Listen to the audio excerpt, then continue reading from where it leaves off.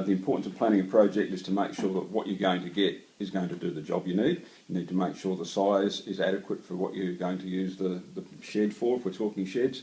It faces the right way for railing, winds, weather.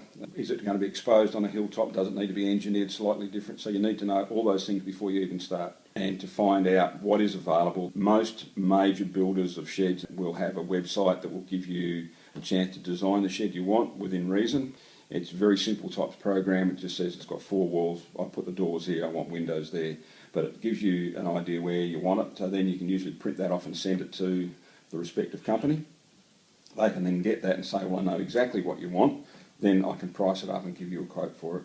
Whereas if you go back to, say, a phone call and they say, I want to put a door in the end, now the end of the shed to you might be somewhere totally different than I see as the end of a shed. And I've had that quite a lot in my life. I call the end the gable end, people call the end the flat side, and that changes the height if you want to get a certain height vehicle in, so you need to know exactly where things are going for that as well.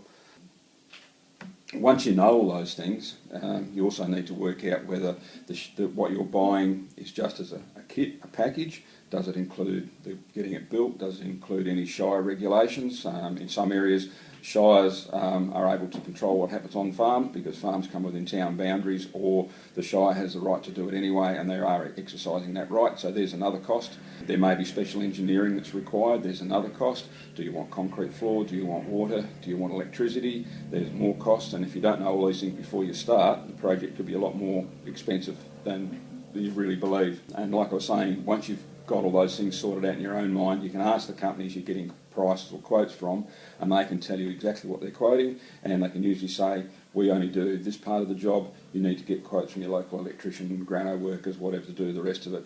And in many cases they can say, for budgeting purposes, we can tell you it's roughly this to do those other extra works. I know I do that. I'll say, well, I don't do the building, but I can tell you these guys do, and they charge approximately so much a square metre. So it gives you a chance to say, well, if my shed's this size, and it's that many square metres, it's probably going to cost me around that much to build it, around that much. So it gives you an idea. I mean, you might say, I've got a $100,000 budget to build a shed. By the time you figure it all out, the approximate costs come in at 150, and you say, oh, that's half as much again, so maybe I need to downsize my shed and see what I don't need in it. So that planning, before you even start, it takes pressure off the people doing the quote, because nothing's more annoying than saying, I want a quote for this shed, and the next week you come back and say, I've changed my mind, I need a smaller one or a bigger one. And you end up doing quote after quote for the same customer. The company soon get to the stage they don't want to quote you either. They're just saying, this guy's just wasting my time. So then you find that because you're not doing your planning properly, companies don't want to help you either. Okay? We've talked about the add-on costs are things like your electricity and your water, and whether you need them or not need them. If you're just a point in not putting a whole concrete floor in a shed, sheds usually need bigger footings around the post, so sometimes that becomes an extra cost.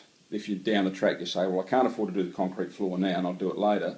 Because your footings need to be so much bigger, you're actually going to make your shed more expensive when you do that second job. So you might be better saving your money first and doing it slightly cheaper, if that makes sense, than having to go all that extra expense in the first place and finding that you could have saved a few dollars by waiting a little bit longer if it's not that urgent to get the job done. Jobs that come horribly wrong. Yes, we were asked to quote on a job. It was a simple job. It was just a simple shed built at the back of a house, and it was just a domestic job. We quoted it, the customer was happy. We were looking at getting signed up, getting the materials organised. Then the customer rang and said they need to make some change to the design, so we changed the design. Then they wanted to do some other things to it, and we kept working on it and changing it and putting things in different places. Before long, the job had gone from a job I could do with my building licence to one that needed a higher rated builder to do. So purely by the fact that we were changing this job and not keeping an eye on the final price, it was priced out of what I could do legally. So it got to that stage where the customer was saying, but you've quoted me to do the job, and now you're saying you can't. And I'm saying I legally can't do the job, and it got really nasty. So the customer was upset, we were upset, and we ended up going to the local building inspector and used him as a mediator to sort the whole thing out. And we did. We didn't build the job, and they ended up not getting the job done by anyone else either because it got outside their budget, so because they weren't really looking at the end figure either.